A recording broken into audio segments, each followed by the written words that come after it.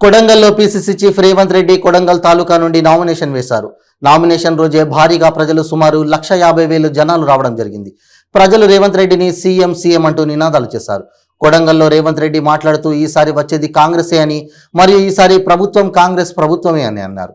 ఈ నామినేషన్ కు నాయకులు ప్రజలు భారీగా తరలి రావడం జరిగింది.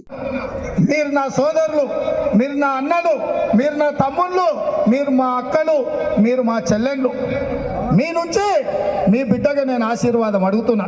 కర్ణాటకలో డీకే శివకుమార్కి ఇచ్చిన మెజార్టీ కంటే మీ కుటుంబ సభ్యుడిగా మిమ్మల్ని అడుగుతున్నా, అంతకంటే ఎక్కువ మెజార్టీతోనే ఇవాళ కొడంగల్లో కాంగ్రెస్ పార్టీని గెలిపించండి.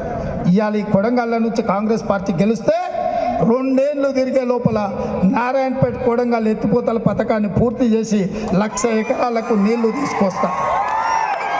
2 ఏళ్ల లోపల వికారాబాద్ కృష్ణా రైల్వే లైన్ను నేను పూర్తి చేయిస్తా. 1 ఏడాది తిరిగే లోపల దౌలతాబాద్ అదేవిధంగా బొమ్మరాజ్పేట జూనియర్ కాలేజీలు ప్రారంభిస్తా.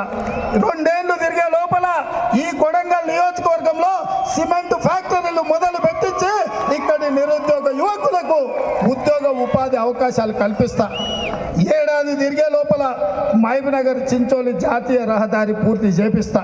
ఇవాళ ఈ ప్రాంతంలో ఎక్కడెక్కడైతే తండాలు ఉన్నాయో, గూడాలు ఉన్నాయో, ప్రతి తండాలలో సింగిల్ టీచర్ బళ్ళను తెరిపించి మా లంబాడి సోదరుల పిల్లల చదువులకు నేను సహకరిస్తా. ఇవాళ మన ప్రాంతానికి కొడంగల్కు కోస్గికి పాలిటెక్నిక్ కాలేజ్ ఉంది. ఇంజనీరింగ్ కాలేజ్ స్థాయికి పెంచి ఇంజనీరింగ్ చదువులు ఇక్కడనే చదివిపిస్తా. ఆడపిల్లలు హైదరాబాద్ పోయి చదువుకోవాలంటే కష్టమవుతుంది.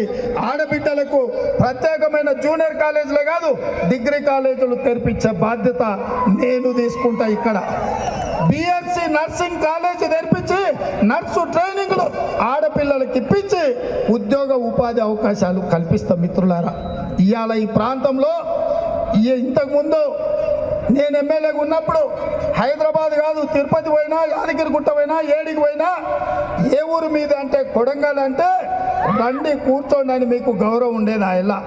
ఇవాళ ఉందా? ఇవాళ రేపు జరగబోయే ఎన్నికల్లో మీరు ఇచ్చిన తీర్పుతోటి హైదరాబాదో, తిరుపతో, యాదగిరిగుట్టనో కాదు, ఢిల్లీ పోయినా ఢిల్లీలో కూడా మేము కొడంగల్ అంటే మిమ్మల్ని కూర్చోబెట్టేటట్టు, మీ గౌరవం నిలబడేటట్టు ఏడికి పోయినా మీరు కొడంగల్ బిడ్డలు, మీరు అండగా నిలబడ్డారు.